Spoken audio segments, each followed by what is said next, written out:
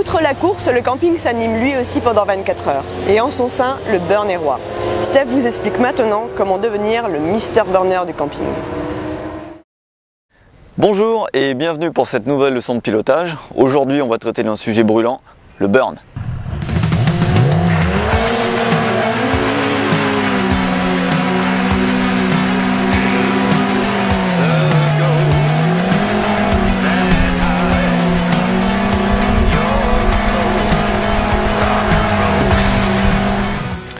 Par rapport à tout ce que nous avons vu auparavant, le burn peut endommager ou user prématurément votre moto. Il convient donc de la protéger au mieux pour que ça ait le moins d'incidence possible. Après de nombreux burns day, on a validé plusieurs petits trucs. Les voici.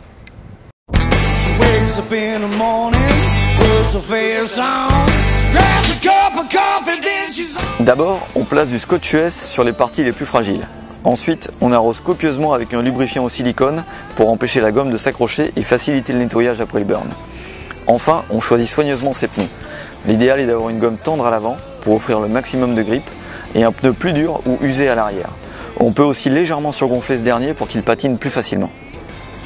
Attention également au choix de votre pneumatique. Certains manufacturiers comme Pirelli, Metzeler et certaines références de Michelin utilisent des carcasses en fil d'acier pour leurs pneumatiques. Ça fait que quand vous arrivez au bout du pneu et qu'il est prêt à éclater, les fils d'acier se détachent et labourent le bras oscillant et l'intérieur du passage de roue. Franchement, le résultat, c'est pas beau à voir.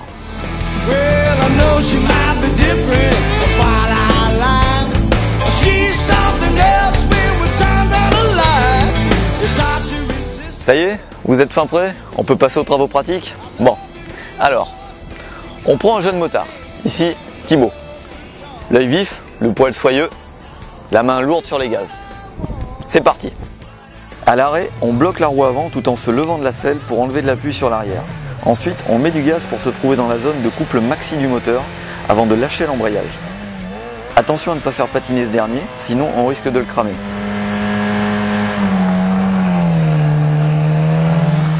Quand c'est terminé, il suffit de prendre l'embrayage et de couper les gaz.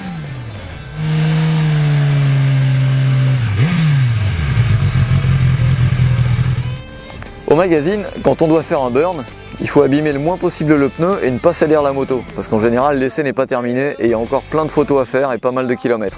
Alors on a le petit truc, voilà comment on procède.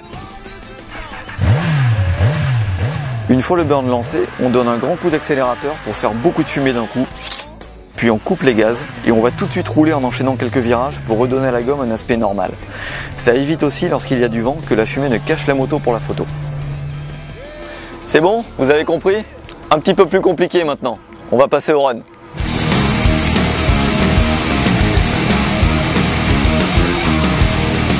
On peut commencer de la même manière, en partant à l'arrêt, puis en lâchant doucement le frein, tout en chargeant au maximum l'avant de la moto. Attention à ne pas mettre trop de gaz tout de suite pour éviter de partir en travers, et pensez à remettre les pieds sur le repose-pied le plus rapidement possible pour aider à contrôler la moto. On lâche rapidement l'embrayage également pour se concentrer sur les gaz et on se dirige surtout en poussant sur le guidon. Plus spectaculaire, on peut aussi choisir un départ lancé. Dans ce cas, on se cale en première ou en seconde suivant sa machine, on se déplace pour charger au maximum l'avant en se mettant debout sur les repose-pieds et tout en donnant un petit coup de frein pour soulager le pneu arrière, on met un grand coup de gaz en débrayant. Il faut y aller franchement pour être sûr de faire patiner l'arrière. Une fois que le run a débuté, on peut le contrôler avec l'accélérateur et le frein pour aller plus ou moins vite, ainsi qu'avec l'appui sur les repose-pieds et le guidon pour changer de trajectoire. Pour arrêter, il suffit de couper les gaz en prenant l'embrayage, ou au contraire d'ouvrir en grand tout en lâchant le frein et de partir en drift. On va compliquer un tout petit peu maintenant en faisant des ronds.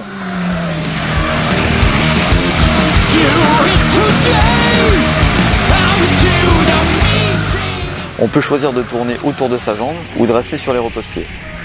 À partir d'une certaine vitesse, on va se mettre naturellement en contrebraqué. Attention à bien gérer sa vitesse avec les gaz et le frein, mais également à anticiper le rayon de ses cercles et la place dont on va avoir besoin. Si le burn normal est très facile à réaliser, le run et plus encore le donut demande une très bonne coordination.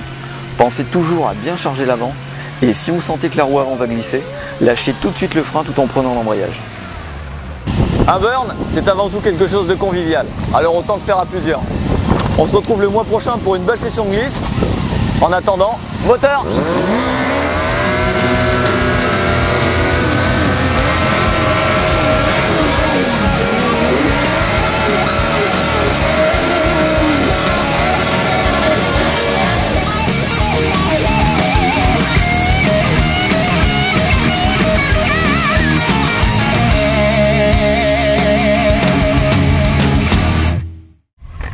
Attention, fumer nuit dangereusement à la santé du pneu.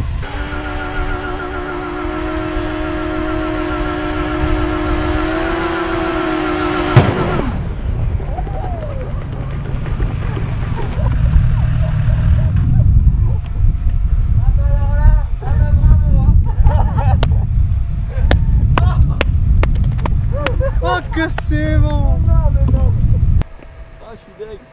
Elle va arriver? Ah, ça va être long, hein. Et d'ailleurs au bol, il n'y a pas de fumée sur barbecue. Et Pandy, fais péter une merguez!